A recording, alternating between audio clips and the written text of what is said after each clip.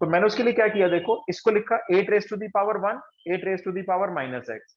अब ये 8 raise to the power minus x अगर नीचे आएगी इधर, ये इस तरह से आ जाएगा, देखो 3 raise to the power x into 8 raise to the power x, ये नीचे आके इसमें ऐसे मल्टीप्लाई में आ जाएगा। अब दोनों की पावर एक्स है तो इसको मल्टीप्लाई कर दिया 24 टू दी पावर एक्स, उसको मैंने ऐसे लिख दिया 1/24 होल पावर एक्स, क्योंकि 1 के ऊपर तो आप कोई पावर लगा सकते हो। आया, सही में आया? Yes sir. है ना। और इधर तो कोई दिक्कत थी नहीं, इधर तो बस ये था 5 टू दी पावर एक्स और ये 3 टू दी पावर एक्स था, बस हमने इसको 5/3 की होल पावर एक्स बना के 5 को साइड में करके और सीधा सीधा दोनों में सेम फॉर्मूला अप्लाई कर दी। और कोई डाउट है तो पूछो। सर फर्स्ट वाला भी। फर्स्ट,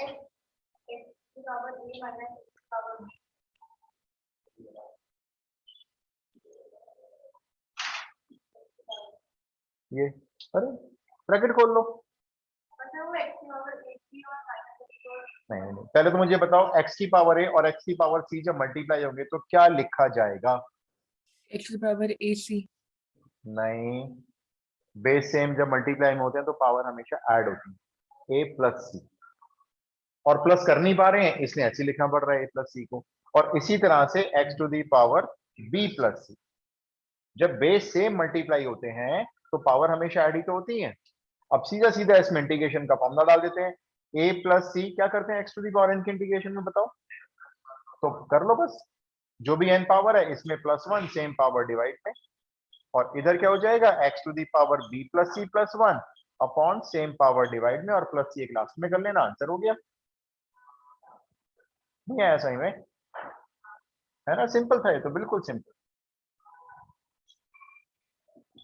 ये जो मैंने आपको क्वेश्चन दिए ना, ये बीकॉम वाली बुक से दिए। हाँ, ये फर्स्ट एक्सरसाइज के दिए थे, मैंने उतार के दे दिए, टाइप का टाइम देखता हूँ। सही बात है। फर्स्ट क्वेश्चन बता दो एक बार। फर्स्ट क्वेश्चन क्या है बताओ आपका? e to the power x into a to the power x। ओहो, अच्छा अच्छा अच्छा अच्छा, समझ गया मैं। तो मल्टीप्लाई में दोनों का फॉर्मूला तो एक साथ लगा नहीं सकते, मल्टीप्लाई का रूल हमने सीखा नहीं अभी तक। हम इसको ऐसे लिख सकते हैं, आस्था देखो, e into A to the power x लिख सकते हैं। Yes sir. तो बस अब कर लो, ये देखो ये हो गया e A to the power x upon log e A plus C, that's all.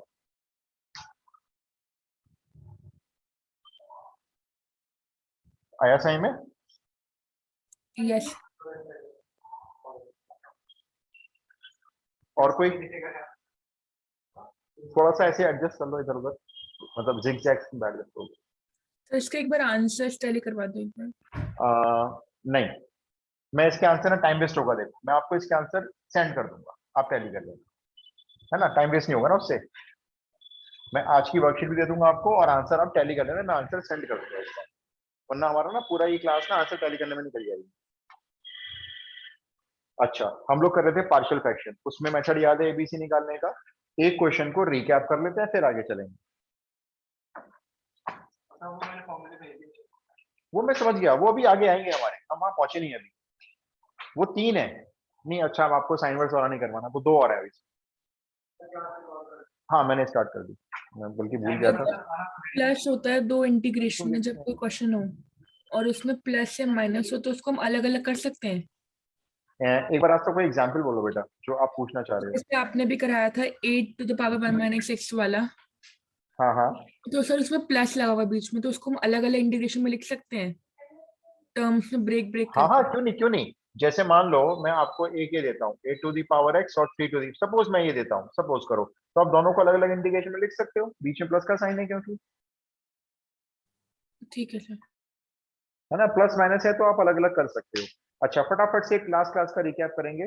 लिखो इंटीग्रेशन में, आपको लेता हूँ 3 ब्रैकेट वाला। क्वेश्चन नंबर बोलना कौन सा चलेगा? हाँ इंक्लूड करते हो ना, वर्कशीट वाले 10 इंक्लूड करके बताना बस। हम इसके पहले वाले बैच में 120 हो गए और उसके पहले वाले बैच में 150 क्वेश्चन हो गए, टारगेट है 300 कम से कम। क्वेश्चन नंबर कौन सा एक बार फिर से बोलो? 47। 2x - 1 ये वाला करवाते हैं, एक बार देख लेना जरा, x-1 चेक कर लेना, शायद ये करवा दिया लग रहा है हमको, पता नहीं, एक बार देख लो ये हो तो नहीं गया था, ये नहीं हुआ, ये लो जी। पार्शियल फ्रैक्शन का क्वेश्चन देखते ही पकड़ में आ जाएगा आपको, नीचे कुछ ब्रैकेट नजर आएंगे, लीनियर क्वाड्रेटिक कुछ इस तरह के, ये नॉर्मल पार्शियल फ्रैक्शन की फॉर्म में दिया है, फटाफट से निकाल, इसको ब्रेक करो 3 पार्ट में, ए बी सी। एबीसी निकालने का तरीका आपको आता ही है, डायरेक्ट निकाल दो।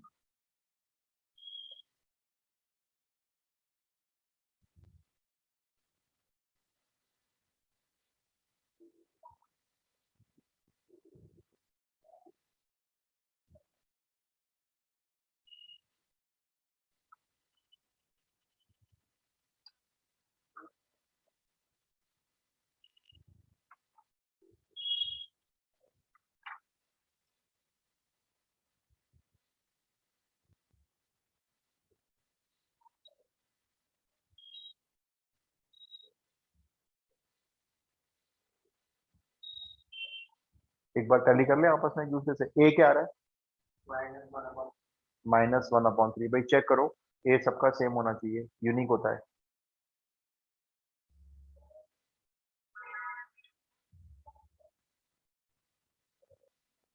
इधर ए किसी का आया, -1/6। -1/6, अलग अलग आने शुरू हो गए ये तो फिर से।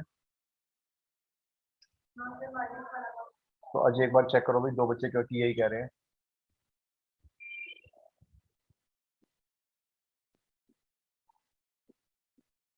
ये हो गया ना आपका क्वेश्चन, तो इसको ले लेते हैं, a divided by x-1 plus b divided by x+2। हाँ ये -1 है, ऊपर भी -1 है, तो देखो a डायरेक्ट लिखेंगे ना, x की वैल्यू 1 पुट करेंगे, इस ब्रैकेट को मत पुट करना, बस 2 × 1 -1 1, फिर ये 1 + 2 3, और ये -2 3 × -2 a है -1/6। b देख लेते हैं, हाँ सब जगह सब जगह, सिर्फ उस ब्रैकेट को छोड़ देना है जो नीचे 0 बनेगा, उसको छोड़ देंगे। अब जैसे मैं x को पुट करने जा रहा हूँ -2, सब जगह पुट करूंगा, सिर्फ एक ब्रैकेट को छोड़ दूंगा, कौन सा वाला, ये वाला बस, है ना।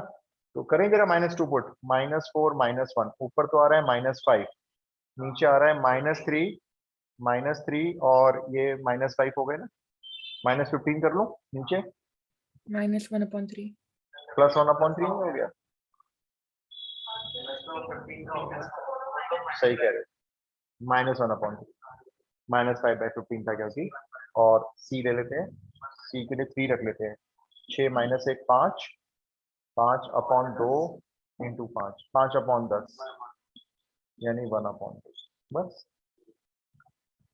अब कितने इंटीग्रेशन बनेंगे हमारे इंटीग्रेशन से, टोटल 3 इंटीग्रेशन बनेंगे। पहला ऐसे दिखाना, -1/6 1/x-1 का इंटीग्रेशन, दूसरा -1/3 1/x+2 का इंटीग्रेशन, और तीसरा 1/2 इंटीग्रेशन 1/x-3 dx। और तीनों इंटीग्रेशन कितने लो लेवल पे है,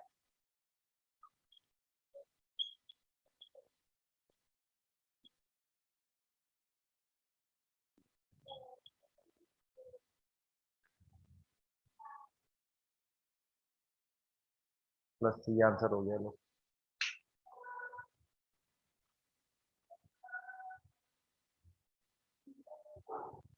कोई डाउट, कोई भी चीज छोटी सी कंफ्यूज हो लगे तो पूछ लेना।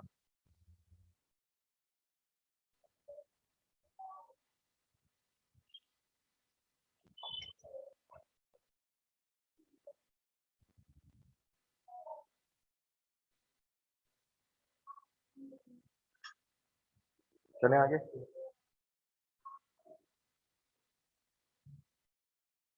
अब पार्शियल फ्रैक्शन की दूसरी फॉर्म सीखते हैं।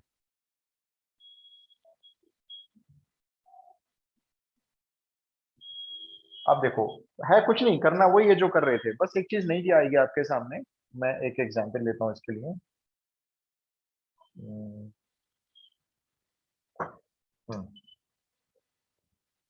क्वेश्चन नंबर 48, आप समझ लो कोई ज्यादा खास फर्क नहीं है, जैसे ऊपर तो है x², और यहाँ पे नीचे है आपके दो ब्रैकेट हैं, एक है x+1 और एक है x माइनस 1 का होल स्क्वायर। अब है क्या, पिछले वाले क्वेश्चन की तरह से पार्शियल फ्रैक्शन बनेंगे, लेकिन अब ध्यान से देखो, इसमें जो दो ब्रैकेट लीनियर दिए हुए हैं दोनों लीनियर हैं, एक लीनियर ब्रैकेट के ऊपर होल स्क्वायर आ, होल स्क्वायर आ सकता है, होल क्यूब आ सकता है। होल क्यूब सीबीएसई बोर्ड ने बंद कर दिया, ना ही आपके अप्लाइड में और ना ही कोर मैथ्स में। आप तो सिर्फ आपके पास होल स्क्वायर तक आ सकता है, लेकिन इसका एक अलग नियम होता है पार्शियल फ्रैक्शन को बनाने का। आप समझो क्या है। अब पार्शियल फ्रैक्शन शुरू करेंगे बनाने हम, जैसे अपने सॉल्यूशन में आएंगे तो ये x square upon x plus 1 और एक्स माइनस 1 का होल स्क्वायर है। स्टार्ट करेंगे पार्शियल फ्रैक्शन, तो इसका सिंपल आ गया अपना, जैसे पहले आता था ए अपॉन एक्स प्लस 1, ये तो सिंपल आ गया। अगर किसी लीनियर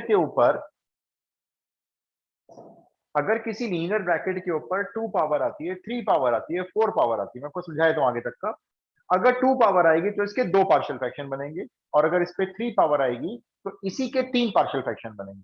जितनी पावर उतने इतने पार्शियल फ्रैक्शन। इस पे 1 पावर है तो इसका एक ही बनाइए ना, राइट। अब दो कैसे बनेंगे, देखो नया कांस्टेंट लेंगे a के बाद b, पहले तो आएगा b के डिवाइड में x माइनस 1, फिर एक और कांस्टेंट लेंगे c के डिवाइड में आएगा x माइनस 1 का होल स्क्वायर। जीपी की तरह से चलते हैं, ज्योमेट्रिक प्रोग्रेशन की तरह, पहले 1 पावर फिर 2 पावर। अगर मान लो यहाँ पे x माइनस 1 का होल क्यूब कर दूं तो एक और बढ़ जाएगा इसमें, b अपॉन x माइनस 1 का होल। आईसीएसई बोर्ड में अभी भी आता है होल क्यूब, सीबीएसई बोर्ड ने होल क्यूब खत्म कर दिया, क्वेश्चन नहीं मिलते कहीं भी, ना एनसीईआरटी में ना आरडी शर्मा में, तो होल स्क्वायर तक रहेगा बस ये।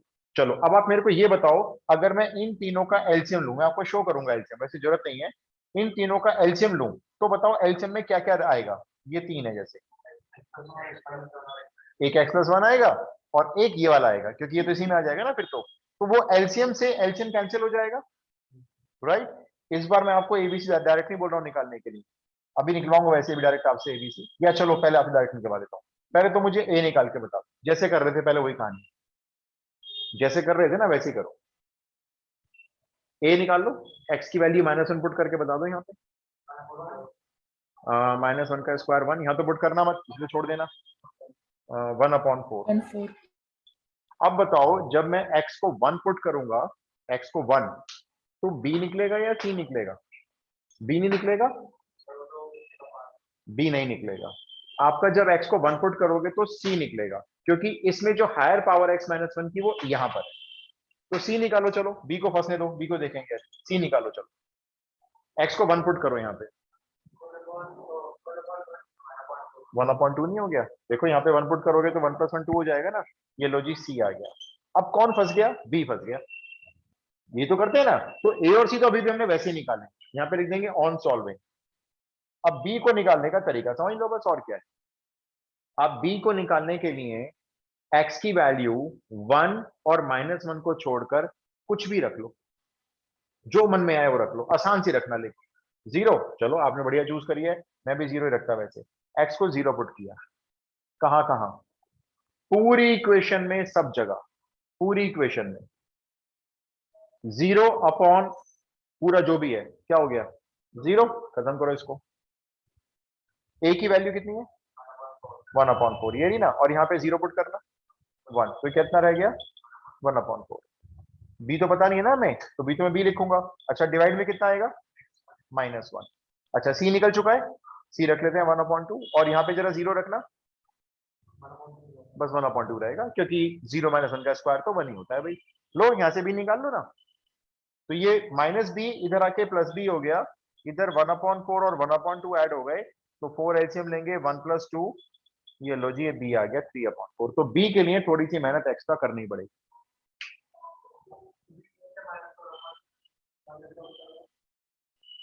आपने पूरी इक्वेशन में x को 0 पुट किया है, ठीक है, और साथ साथ a और c की वैल्यू भी रखते जा रहे हो, तो आपने जब यहाँ 0 पुट किया तो पूरा 0 हो गया, हटाओ इसको। यहाँ 0 पुट किया तो a/1 बचा, तो a की वैल्यू होती 1/4, तो 1/4/1 लिख दिया। यहाँ पे 0 पुट किया तो नीचे आ गया -1, तो ये b/-1 हो गया। यहाँ पे 0 पुट किया तो -1 का स्क्वायर 1 हो गया, और c की वैल्यू पुट कर दी 1/2। फिर ये -b तो माना जाएगा ना, ये भाई हटा दो इस 1 को, क्या करना है, इस माइनस को यहाँ लगा लो इसके साथ, ऐसे मान लो, तो वो -b इधर आके +b हो, और b की वैल्यू 3/4 हो गई।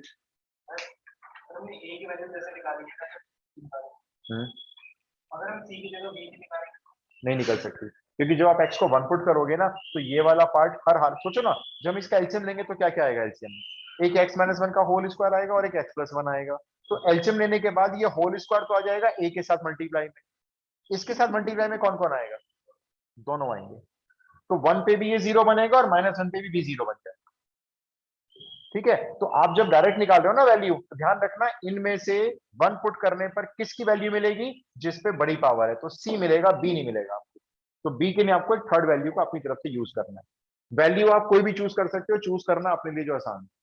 चलो इंटीग्रेशन में आ जाओ। पहला इंटीग्रेशन 1/4 इंटीग्रेशन ऑफ 1/x+1, दूसरी बी की वैल्यू 3/4 इंटीग्रेशन ऑफ 1/x-1, तीसरी वैल्यू सी की 1/2 इंटीग्रेशन ऑफ 1/x-1 का होल स्क्वायर। अब आप ये तीनों इंटीग्रेशन डायरेक्ट बोल सकते हो। इसका बोलना 1/4 log x+1, 3/4 log x-1, इसका मालूम है 1/x² का डायरेक्ट याद रखा करो, -1/x काम आते हैं छोटे छोटे। तो आंसर लिख देते हैं सीधा फाइनल में 1/4 log x+1, 3/4 log x-1 और इसका होता है -1/x, तो हाफ के साथ ये नीचे ही आ जाएगा x-1 प्लस c। तो वक्त इंटीग्रेशन में नहीं लगा, वक्त लगा एबीसी को थोड़ा सा निकाल दे। आप मुझे 2 क्वेश्चन ऐसे करके देने वाले हो, मैं आपको एक ब्रैकेट के ऊपर लीनियर के ऊपर होल स्क्वायर दूंगा, बस आपने एबीसी निकाल के फटाफट से 3 इंटीग्रल सॉल्व कर। अगर इसमें कोई डाउट है तो पहले पूछ लो। So could you please explain the value of b again? I got disconnected. Sure, why not. B निकालने के लिए क्या किया है, देखो आस्था, हमने x को पहले -1 पुट करके a निकल गया था, x को 1 पुट करके c निकल गया था, b नहीं निकलेगा, b दोनों जगह से 0 बन जाता है। तो b निकालने के लिए आप अपने आप x की कोई आसान सी वैल्यू चूज कर लो जो आपको अच्छी लगती है। सबसे आसान बता हमें लगी 0 ले लेते हैं, तो x की वैल्यू 0 ले ली हमने। इस पूरी इक्वेशन में, ये जो पूरी इक्वेशन है ना आस्था, यहाँ पे जितने x है सबको 0 पुट कर दो। यहाँ से स्टार्ट करो, 0² 1 × 1 तो 0 हो गया, ये 0 आ जाएगा। यहाँ 0 पुट करोगे a/1 बचेगा, साथ साथ उसमें एक ही वैल्यू पुट कर दी, ये 1/4। यहाँ 0 पुट करो, b के नीचे -1 बचेगा, ये रहा b के नीचे -1। यहाँ 0 पुट करो, c के नीचे 1 बचेगा, तो c की वैल्यू हाफ हो गई, उसके नीचे 1 बचा, और इसमें से b निकाल लिया, b की वैल्यू हो गई 1/4 + 1/2 3/4। Okay, sir. ठीक है, अब लिखो क्वेश्चन नंबर 49।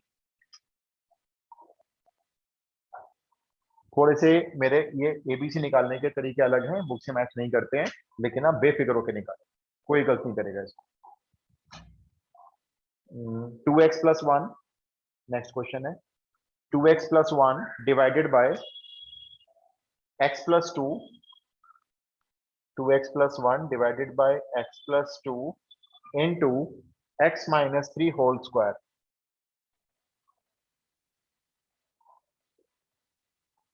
ये वाला ट्राई करें।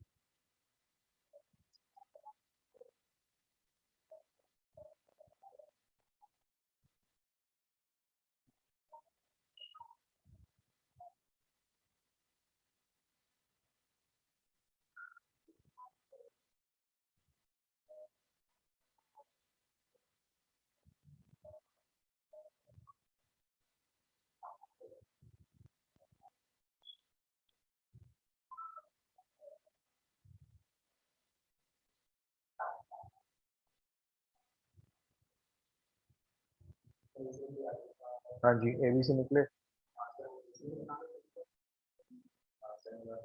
तो ए के नीचे एक्स प्लस टू लिया होगा पहला पार्शियल फ्रैक्शन, बी के नीचे एक्स माइनस थ्री और सी के नीचे एक्स माइनस थ्री का होल स्क्वायर। हमेशा ऐसे लेना, जिस फॉर्म में क्वेश्चन आएगा उसी ऑर्डर में लेना। अगर ये हमें एक्स माइनस थ्री का होल स्क्वायर पहले देना तो आप पहले इसी के बनाना, तो उससे क्या होता है टीचर को कॉपी चेक करने में आसानी मिलेगी काफी। तो चलो अब एक बार आंसर बोलो, देखते हैं मैच हुआ नहीं हुआ। अच्छा ए और बी कुछ तो चेक करा दो। सी 7/5 है। हाँ अब क्या फंस गया फिर? फिर एक क्या है? तो रुको रुको रुको, दिक्कत मत करो, टाइम लग रहा है तो फायदा क्या शॉर्टकट का, रुक जाओ। छोटा कराया तो ना, फिर आपको मगर लंबा लग रहा है तो।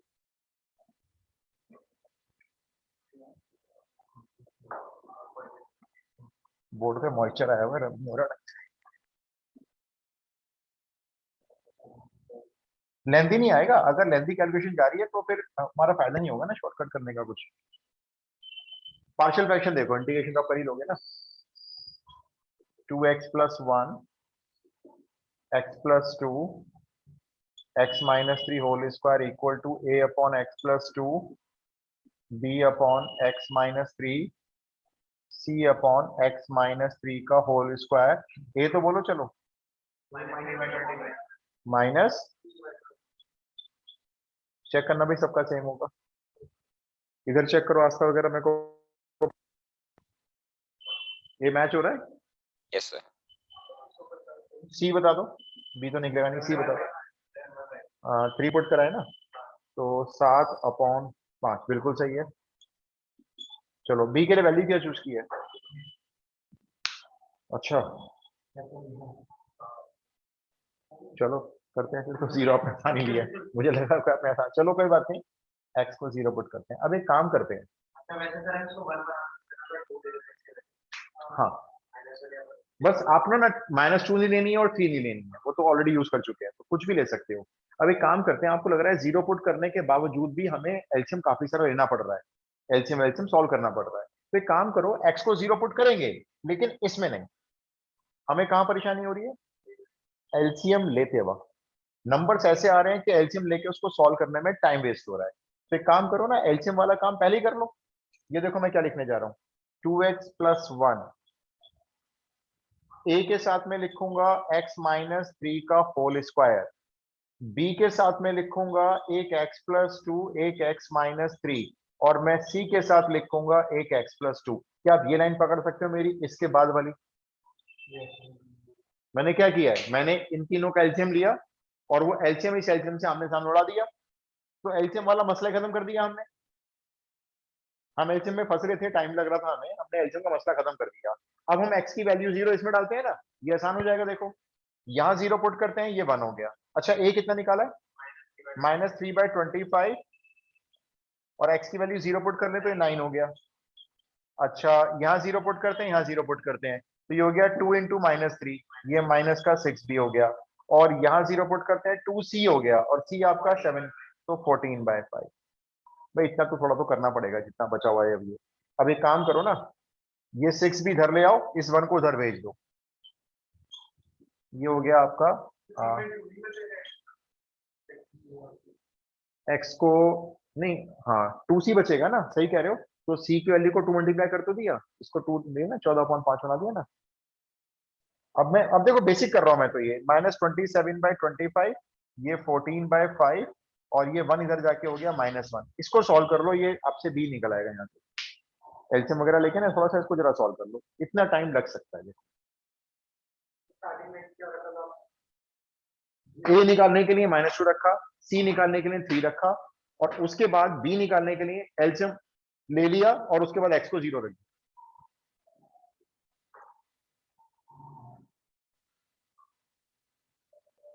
ये वाला जरा पार्ट आप एलसीएम लेके सॉल्व कर लो, कितना आ रहा है? 25 एलसीएम आ जाएगा ना इसका, 25 एलसीएम -27, ये 70, ये -25। 18/150। 70 में से कितने गए?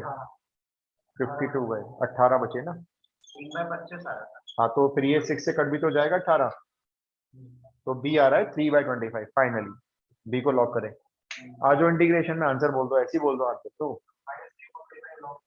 Right. -3/25 log x plus 2, 3/5 log x minus 3 और 7/5 इंटू -1/x plus 3। ये आंसर हो गया लोग पूरा प्लस 2। आपको लग रहा है हमें टाइम लगेगा? वहां पहले ही नहीं निपटा दो एलसीएम को, वो सारी फ्रैक्शन में पहले खत्म कर देंगे। कोई डाउट है तो पूछो, अभी एक और दूंगा प्रैक्टिस के लिए। सर सी का फिर क्या नहीं। होगा? x माइनस 3 का होल स्क्वायर का। देखो ये वाला, ये इंटीग्रेशन याद कर लो, ये काम आएगा आपको। लिख लो इसको एज ए फॉर्मूला। 1/x² का इंटीग्रेशन कभी भी आता है सीधा लगाया करो -1/x। उसके पीछे लॉजिक ये है क्योंकि आप याद करो, आप इसका डिफरेंशिएशन भी डायरेक्ट यूज किया करते थे। 1/x का डिफरेंशिएशन -1/x² लेते थे, तो इसलिए इंटीग्रेशन भी डायरेक्ट लेना एप्लीकेबल होगा। 1/x² कहीं भी आए -1/x। अभी आपके पास मान लो ये है जैसे 1/x - 3 का होल स्क्वायर है, तो इसको x पढ़ सकते हो, लीनियर है, तो इसका इंटीग्रेशन हो गया -1/x - 3। डायरेक्ट कर दो, ये टाइम बचेगा आपका। एक और कर लेते हैं भाई, लिखो। अगर ऐसे हो गया कि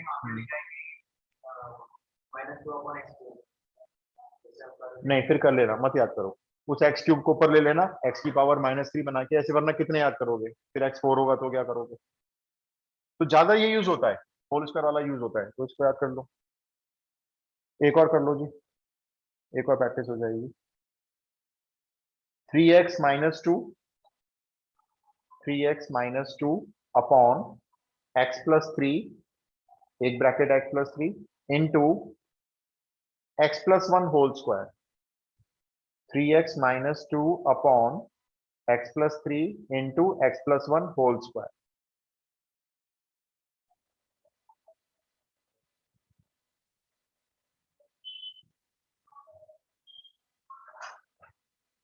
So could you please repeat the question?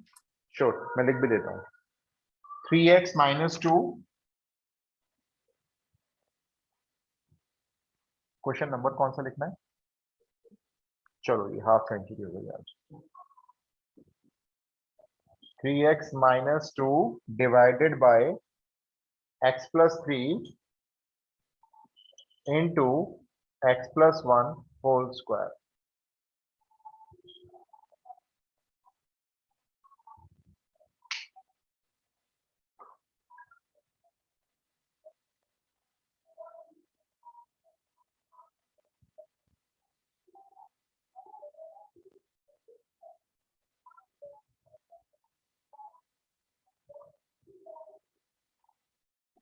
सिर्फ टाइम लगेगा ABC निकाल, बस।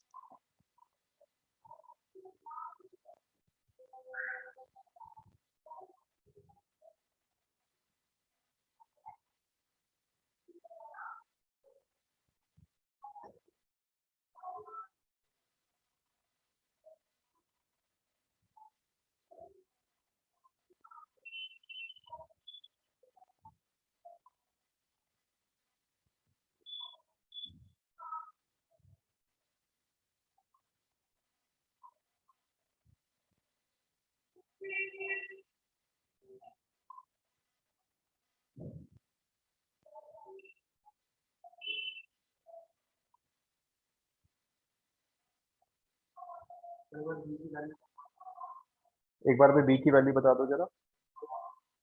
22/8 को सॉल्व कर लो, 11/4 कर लेते हैं। चेक कर लो भाई आपस में एक बार। चलो सारा कर लो, एक साथ चेक करेंगे।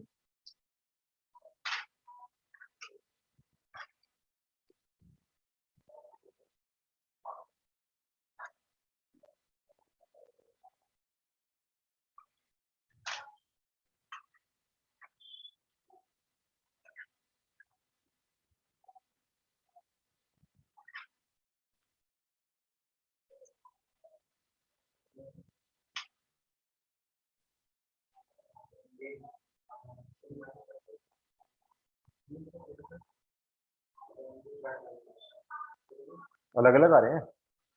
आप एक काम करो, इंटीग्रेशन कर लो सारा, एक साथ चेक कर लेते हैं। मेरे पास अनसॉल्व है, मेरे पास सीधा आंसर है एक्चुअली। 27 क्वेश्चन है वो।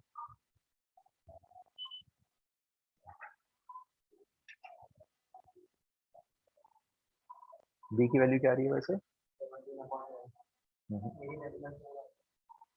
सर 55/12 आ रही है। नहीं भैया अलग अलग आ रहा है, आपकी ठीक आ रही है।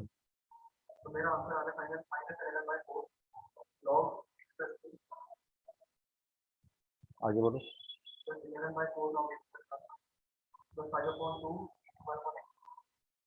एक गलत है बस वैल्यू, पहली वाली।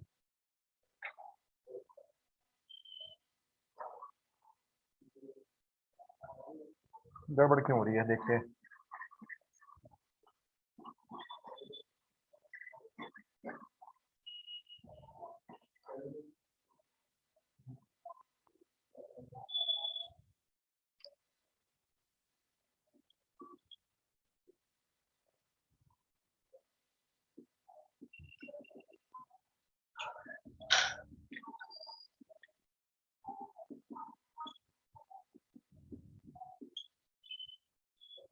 ए कितना आ रहा है?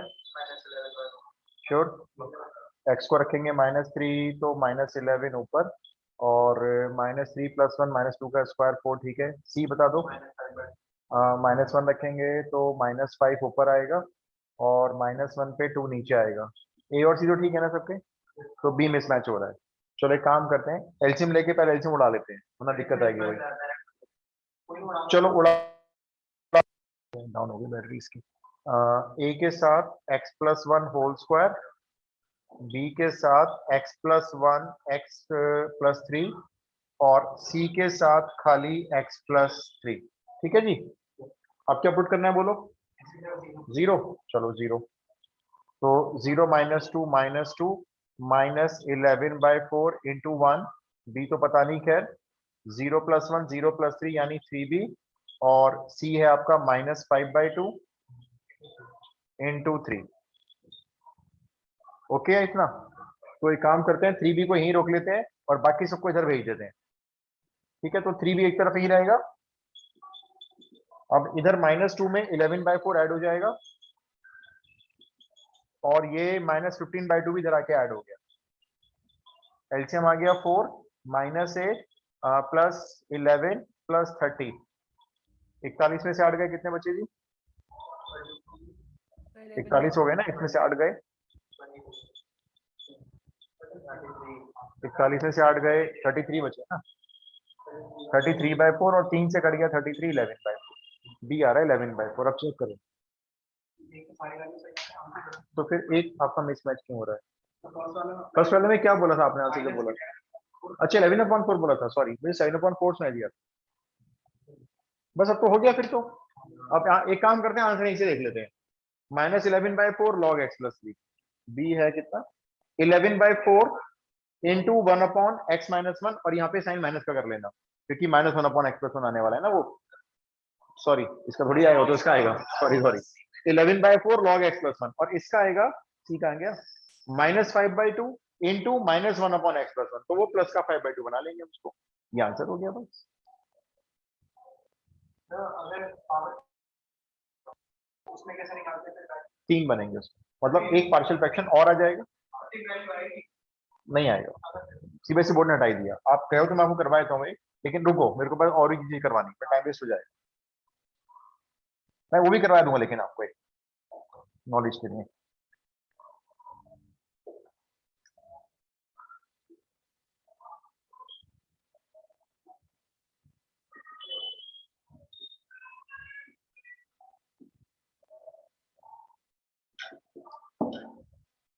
To x upon x² + 1 x² + 3।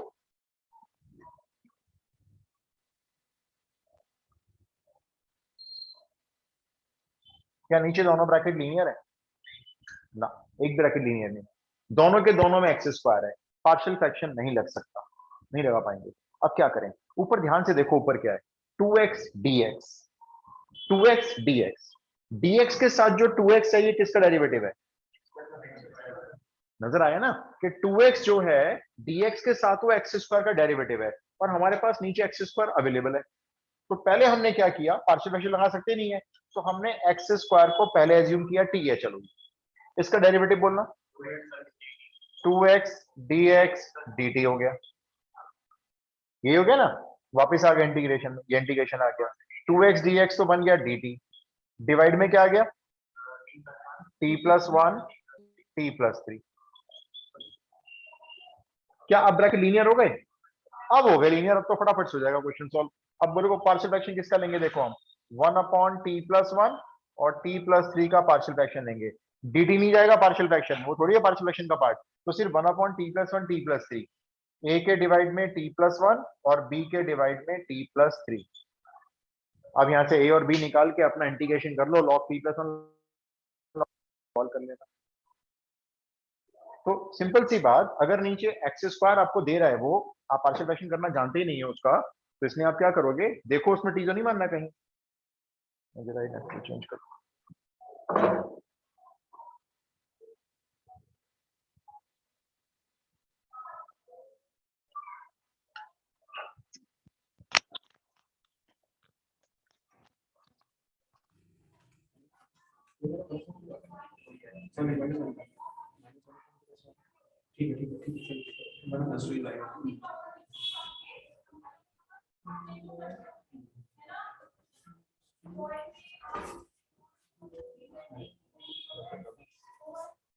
log x square plus 1 upon x square plus 3 plus c.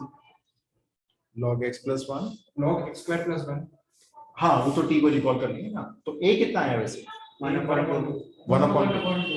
नहीं b minus 1 देख लो, t को -1 रखना है, ऐसे ही रख लो वर्बली, ये तो रखोगे, यहाँ रखोगे -1/2 और -3 रखोगे तो -1/2, a आ रहा होगा 1/2, b -1/2, आपका आंसर आ जाएगा हाफ log t+1 को t को रिकॉल कर लेंगे और -हाफ log t+3। एक चीज और बताना चाहूंगा, मर्जी आपकी करना है करना, नहीं करना मत करना।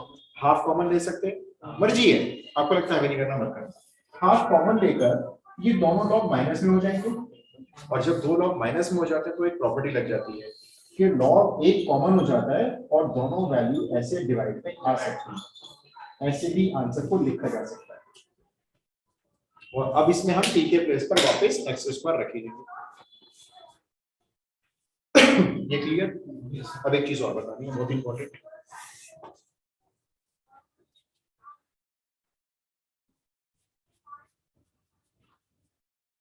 जो मैंने पार्शियल फ्रैक्शन आपको शुरू भी करवा दिया, लेकिन उसका पहला नियम आपको अभी तक नहीं बताया, क्योंकि यूज नहीं हुआ। अब बताओ, पार्शियल फ्रैक्शन को यूज करने से पहले एक चीज जो देखनी होती है, डिग्री इन द न्यूमरेटर।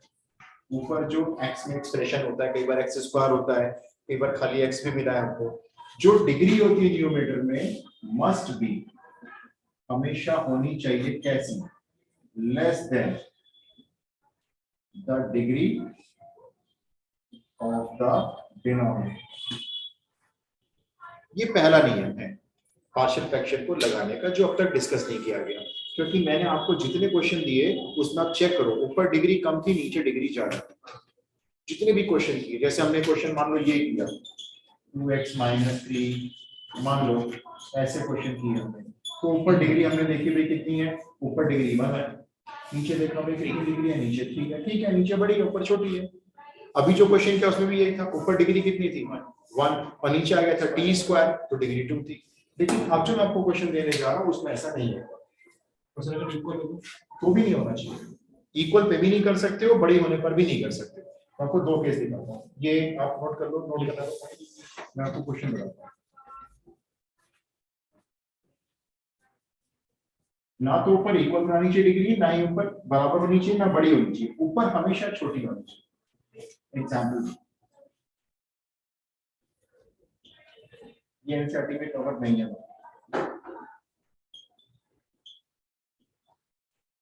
अब आगे, इसमें ज्यादातर बच्चे गलत करके आते हैं, वो डिग्री पे ध्यान ही नहीं देते, कहते हैं और पार्शियल फ्रैक्शन लगाओ, जल्दी जल्दी काम खत्म करो, ए बी सी करो और आंसर निकालो। आंसर आता है ना, मार्क्स मिलते हैं, फुल नहीं मिल सकते, गलत है। अब ऐसा क्यों है बताओ, ऊपर डिग्री क्या दिख रही है आपको 3, और नीचे अगर मैं मल्टीप्लाई कर दूं तो नीचे भी x क्यूब बनता हुआ नजर आ रहा है, तो डिग्री हो गई बराबर। अब सुनो क्या है, पार्शियल फ्रैक्शन के लिए इसको नोट डाउन किया गया, डिग्री को छोटा करने का तरीका समझो शॉर्टकट। बड़े तरीके से समझाऊंगा तो पूरा डिवाइड करना पड़ता है, शॉर्टकट बताऊंगा। यहाँ एक्स क्यूब का क्या कोफिशिएंट है? 1 लिखा। नीचे अगर ये सारे x मल्टीप्लाई हो जाएंगे तो नीचे x क्यूब का क्या कोफिशिएंट आएगा? 1 आएगा।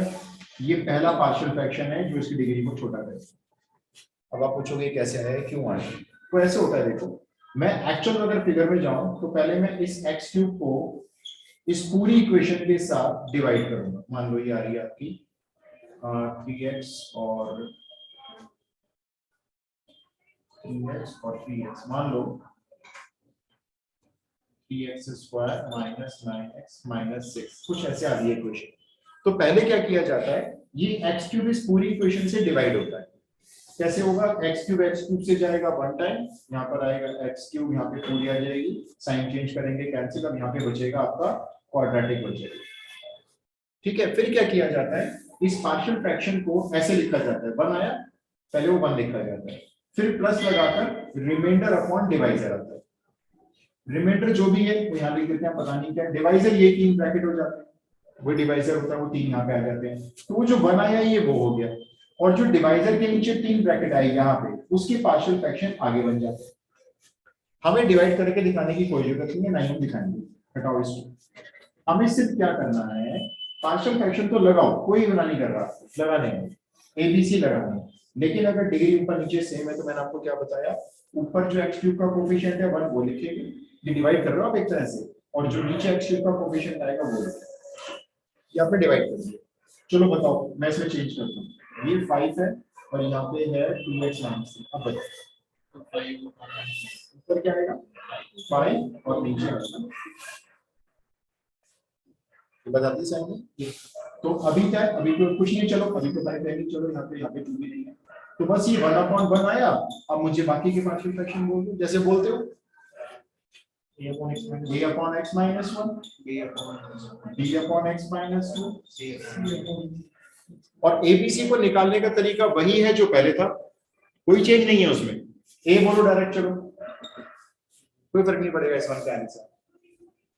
ए बोलो यहाँ से 1 upon plus 6 तो नहीं, एक बार चेक करो।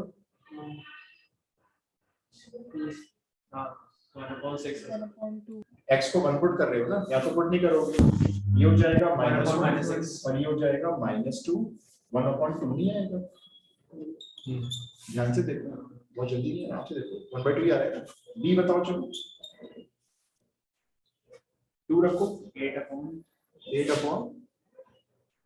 1 और ये -1 ये 1 ये -1, तो कितना होता है -8 c बताओ चलो, 20 रखो, 27 यहाँ तो रखोगे नहीं, तो ये 2 हो गया और ये 1 हो गया, 27 अपॉन 2। पेपर यूज कर लो अगर आपको लग रहा है ना बराबर ही नहीं हो रहा, ऐसे यूज करो।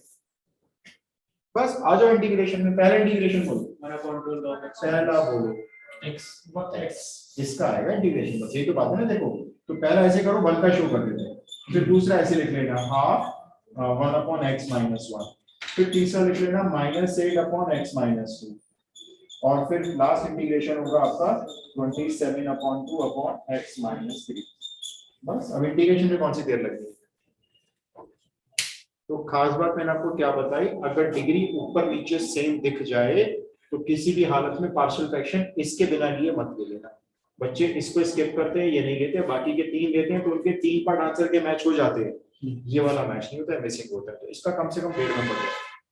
तो सब मतलब हमें लॉन्ग डिवीजन करने की जरूरत नहीं है, कोई जरूरत नहीं है, सीधा ये होते long division.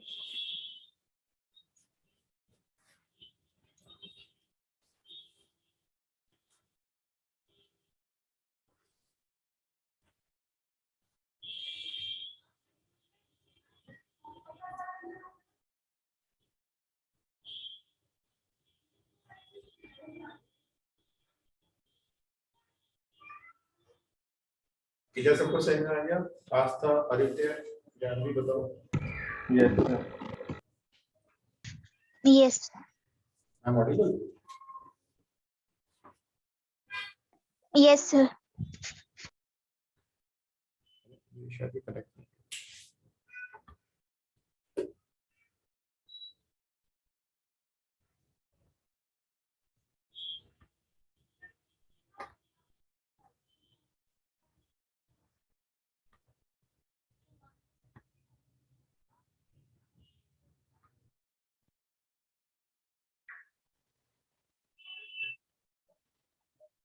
I am audible now?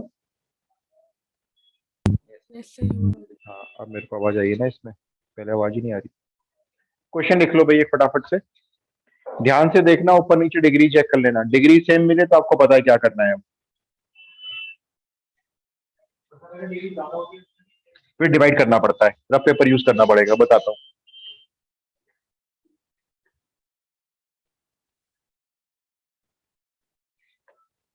Question number 53 आएगा ना।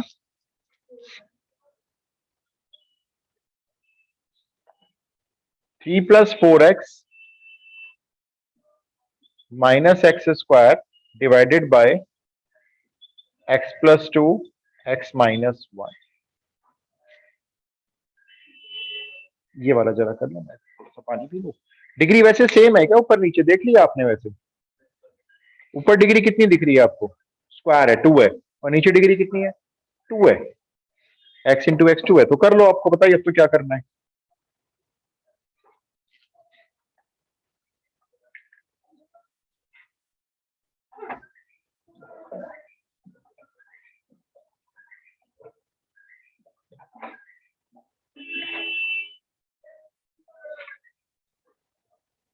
कौन चिल्ला रहा है नीचे?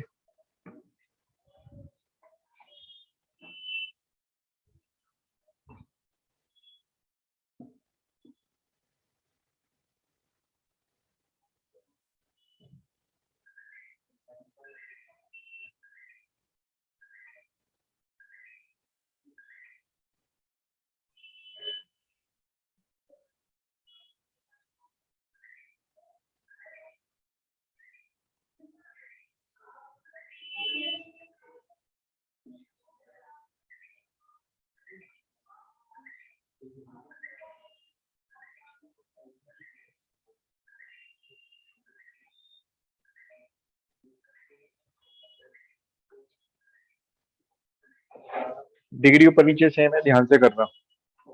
Sir, done.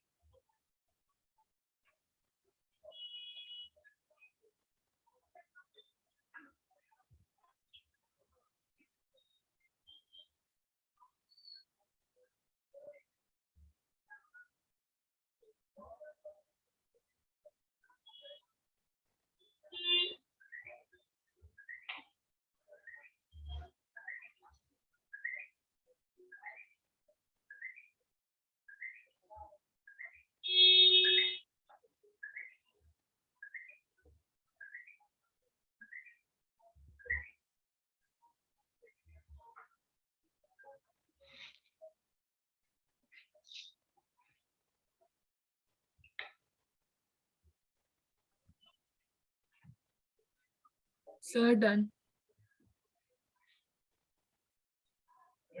मैं एक बार आंसर लिखो, टैली कर लो फिर।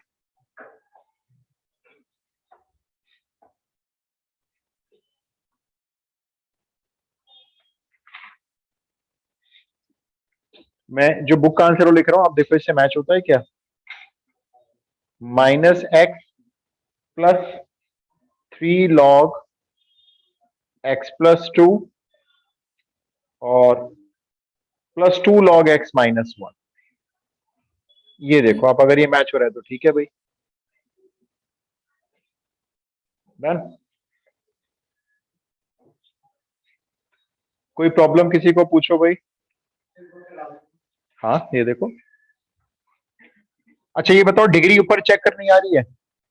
हाँ, ऊपर डिग्री एक्स स्क्वायर है, नीचे मल्टीप्लाई करने पर दिख रहा है कि एक्स स्क्वायर आने वाला है। तो देखो आपने पार्शियल फ्रैक्शन कैसे बनाने हैं। आपने जैसे ये यहां से स्टार्टिंग करी अपने क्वेश्चन की,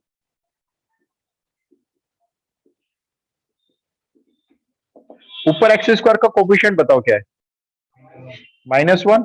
नीचे अगर मल्टीप्लाई करोगे तो एक्स स्क्वायर का कोफिशिएंट क्या आएगा? 1। ये पहला पार्शियल फ्रैक्शन, ये पहला है, बाकी के नॉर्मल है। a divided by x plus 2 and b divided by x minus 1, बस ये हो गया।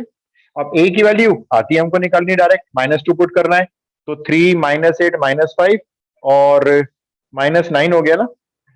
और नीचे यहाँ पे -2 पुट करोगे, -3 तो a की वैल्यू हो गई +3 और b के लिए आपको मालूम है 1 रखना है, तो 3 + 4 7, 7 में से 1 गया ऊपर 6 आएगा और यहाँ पे 1 रखेंगे तो 3 आएगा, तो b की वैल्यू 2 हो गई। लो हो गया क्वेश्चन सॉल्व। आंसर क्या हुआ? -x 3 log x + 2 2 log x - 1 + c। कोई डाउट इसमें? ये क्लियर हो गया। एक लास्ट चीज और बची है,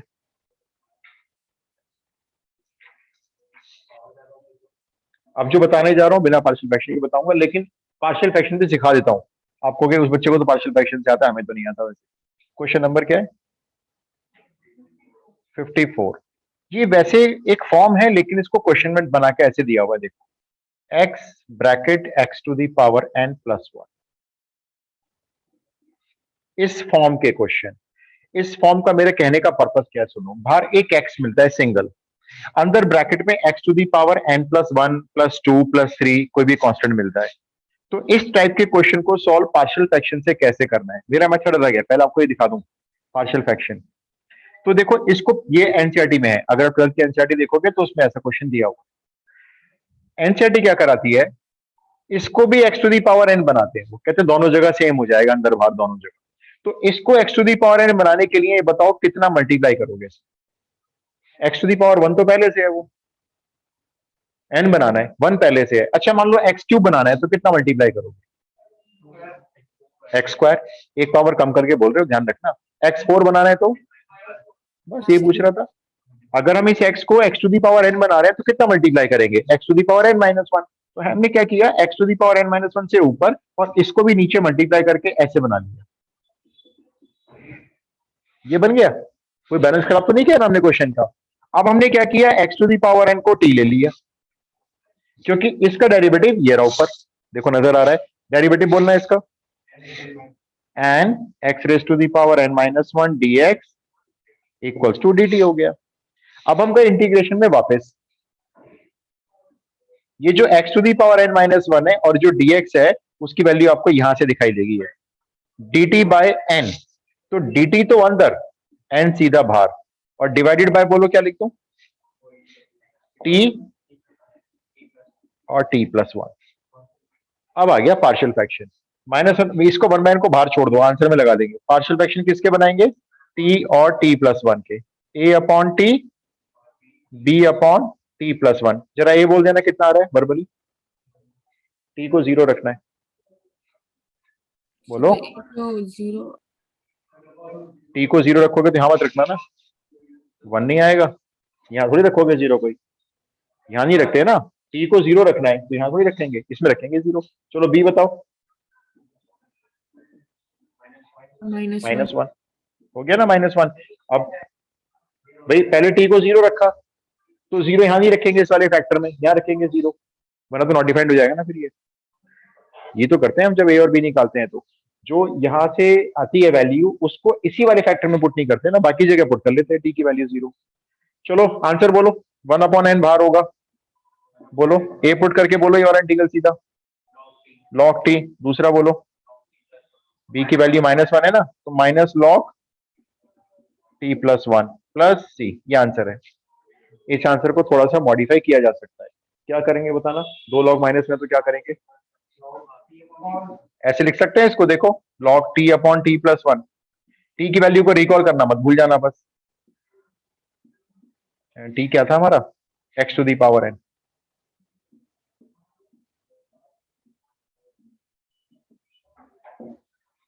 आंसर यहाँ पे आपने x⁴n - 1 से क्यों मल्टीप्लाई किया ऊपर?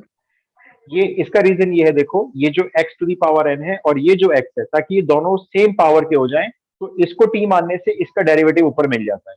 वो कैसे मिला? x⁴n - 1 से ऊपर मल्टीप्लाई, x⁴n - 1 से नीचे मल्टीप्लाई करके इसको x⁴n बनाया, उसके बाद इसको t माना तो डेरिवेटिव ये मिल गया। ये डिसॉल्व हो जाता है फिर। ये तरीका है एनसीईआरटी का, थोड़ा सा लॉन्ग है, पहले आप ये उतार लो, ये भी आपको आना चाहिए। एक मैं शॉर्टकट बताता हूँ आपको इसका। उस शॉर्टकट में आपको पार्शियल फ्रैक्शन नहीं लगाना पड़ेगा बस।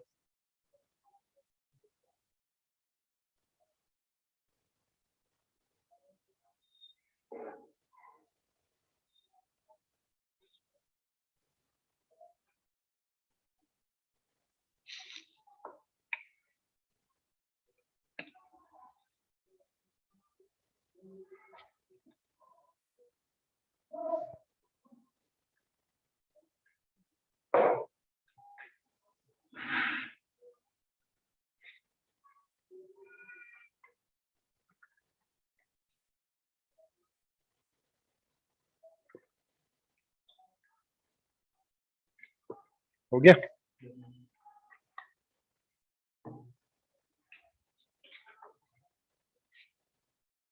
ये रब कर रहा हूं बस। और जो एक तरीका है जो इससे ज्यादा आसान है, मतलब जल्दी हो जाएगा, वो ये है, देखो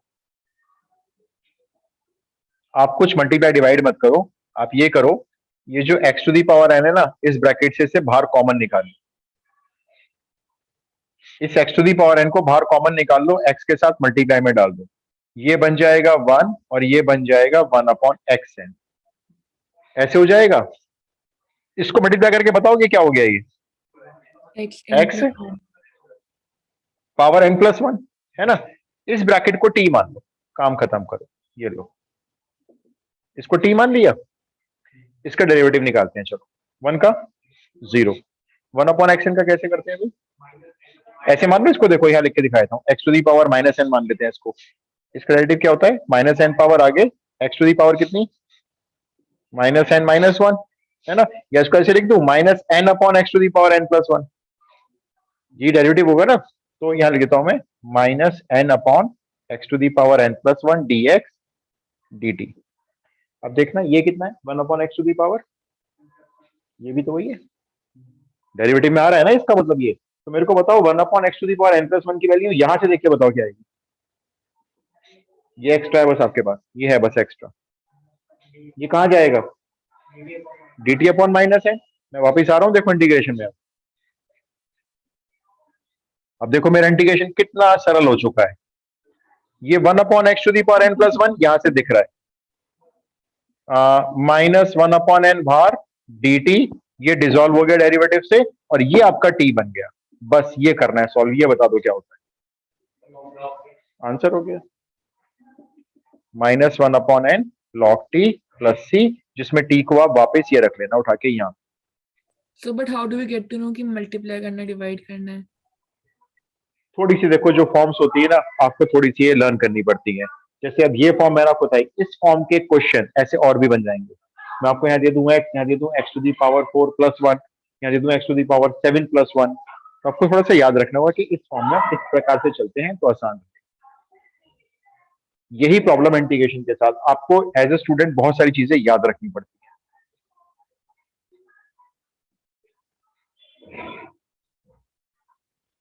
तो ये थोड़ा सा ना छोटा हो गया, मतलब डायरेक्ट आंसर आपका आ गया टी मानने के बाद। चॉइस आपकी है, मैंने वो भी समझा दिया था, वैसे कर लो चाहे इसको ऐसे कर लो।